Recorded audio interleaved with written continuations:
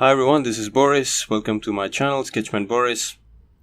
Today I'm going to show you how I clean up the inks to prepare for the coloring for my comic books.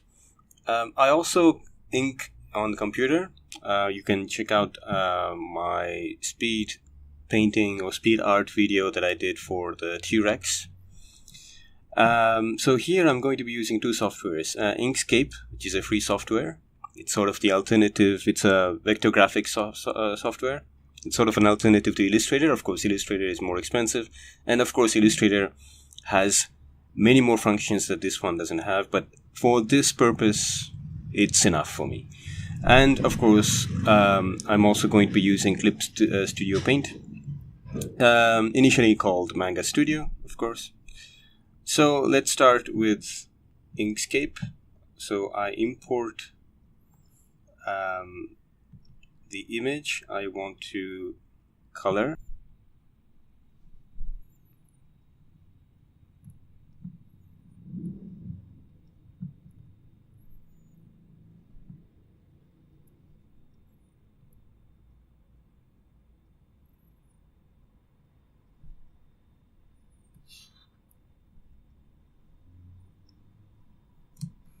So here we have the image. What I'm going to do is I've selected the image, so I'm just going to go path. So this is I've taken this with my cell phone. I've just drawn it on paper, and I've inked it with a brush pen. And we'll just go path, trace bitmap. You can play around with these settings, but I'll just go click OK.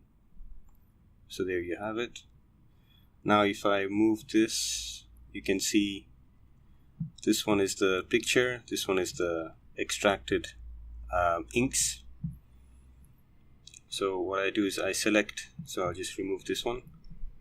I select the inks that I've extracted, and I'll go File, Export, and I'll just export that image. So I just select Selection,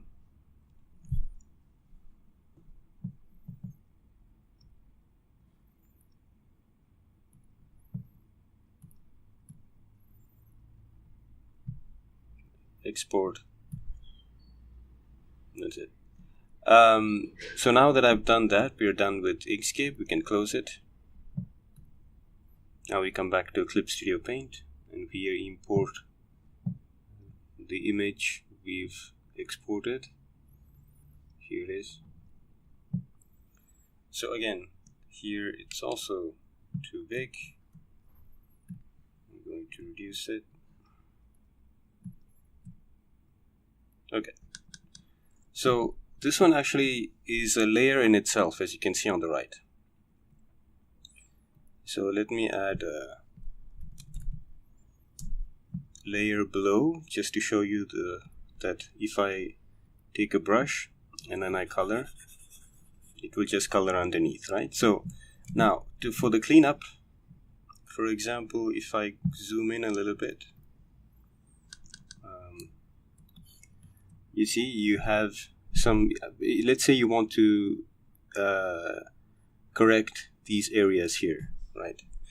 So let's see, what you can do is you can keep the same brush, like I use here, for example, watercolor, opaque color, which like I showed you is a really thick straight lines.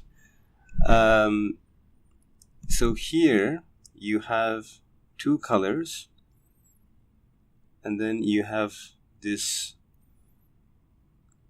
sort of grid, or like what do you call this, like checked grid. So this is a transparent color. So but the problem is, if I select the layer where the image is and I bring it, it says that I can't modify it, I can't touch it, right? So what you do in this case is you add a layer and then you just combine it. So you select both layers, you do right click, and then you go to combine selected layers, and now you can work on it.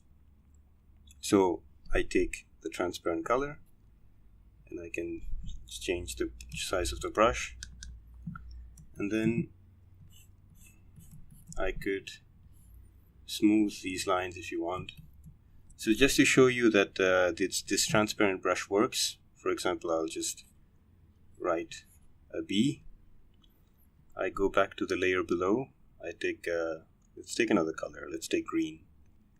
If I take green and then I color, as you can see, it has created this transparent zone, so you can rectify, clean your inks before you start the coloring process, like this in Clip Studio, using Inkscape to extract, to trace the bitmap, the image, and then bring it here and then work on it. Okay, so until next time, this is Boris, Sketchman Boris, signing off.